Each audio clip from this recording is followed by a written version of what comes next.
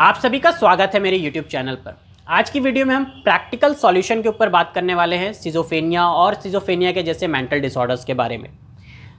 मैं आपसे पूछता हूं पहले कि आपको क्या लगता है कि मेंटल डिसऑर्डर, मैं सिजोफेनिया को एग्जैक्ट नहीं करके मेंटल डिसऑर्डर बड़े ग्रुप की बात कर रहा हूं कि मेंटल डिसऑर्डर के कारण क्या हो सकते हैं।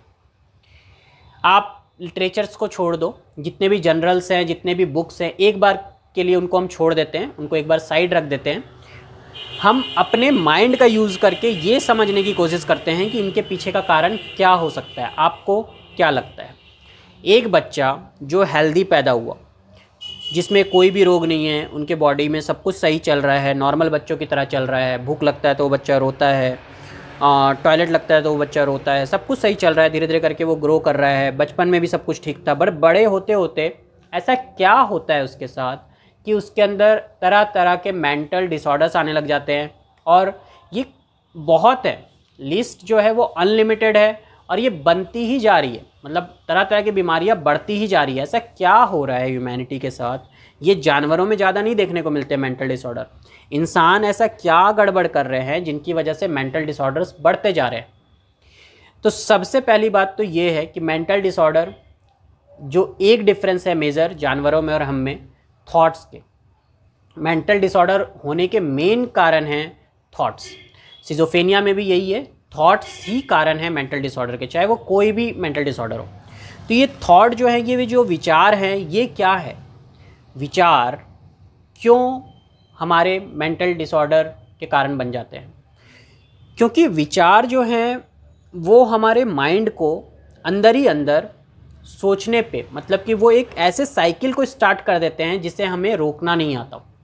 ठीक है, थॉट अगर आए और उसे हम यूज़ करके अपने काम को बेहतर बना रहे हैं, आगे बढ़ रहे हैं तो सही है, मगर वो थॉट आए और हमें पीछे खींचने लग जाएं।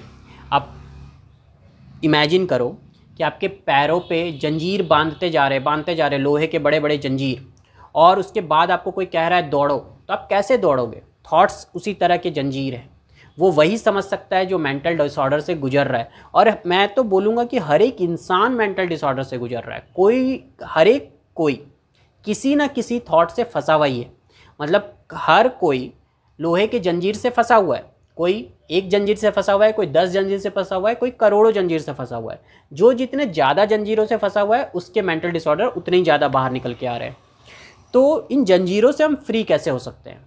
इन जंजीरों से फ्री होने का सिर्फ एकमात्र तरीका है कि ये समझ लेना कि ये जंजीर है। जैसे ही आप समझ लेते हैं ये जंजीर है, वो जंजीर वहाँ से जगह छोड़ देती है, मतलब आप मेंटल डिसऑर्डर से फ्री हो जाते हैं। तो सिजोफेनिया के केस में भी यही है। पर्टिकुलरली अगर हम पकड़ें कि सिजोफेनिया में भी पेशेंट को क्या हो रहा है कि वो अलग अलग थॉट्स को बहुत डीपली, बहुत स्ट्रांगली पकड़ चुके हैं, जो उन्होंने बचपन में किसी से सुना, अपने रिलेटिव से सुना, जिन्हें वो आइडल मानते हैं। वो आइडल को भी नहीं पता कि वो क्या उनके दिमाग में डाले जा रहा है। वो खुद भी, इनके दिमाग में जो बैरियर्स बनाए जा रहा है वो सब बैरियर्स जंजीर है उनके लिए। अगर हम उन जंजीरों को खोल दें, अगर हम उन जंजीरों, उनके थॉट्स को, जो बिलीव्स हैं, उनको अगर उन बैरियर्स को तोड़ दें तो वो जंजीर से फ्री हो जाते हैं और मेंटल डिसऑर्डर से फ्री हो जाते हैं। तो सबसे इम्पॉर्टेंट है कि हमारे जितने भी थॉट्स हैं वो रियलिटी से कनेक्टेड हो। अगर हर एक थॉट हमारे रियलिटी से कनेक्टेड है तो मेंटल डिसऑर्डर होने का कोई तरीका ही नहीं है, मेंटल डिसऑर्डर हो ही नहीं सकता। और अगर थॉट रियलिटी से कनेक्ट नहीं है तो मेंटल डिसऑर्डर होने से कोई रोक नहीं सकता, दोनों ही सही है। तो उम्मीद करता हूँ आपको ये तरीका समझ में आया होगा। अगर आप मुझसे बात करना चाहते हैं, मुझसे कनेक्ट होना चाहते हैं तो व्हाट्सएप पर मुझसे कनेक्ट हो सकते हैं, या फिर आप मुझे कमेंट भी कर सकते हैं। Thank you.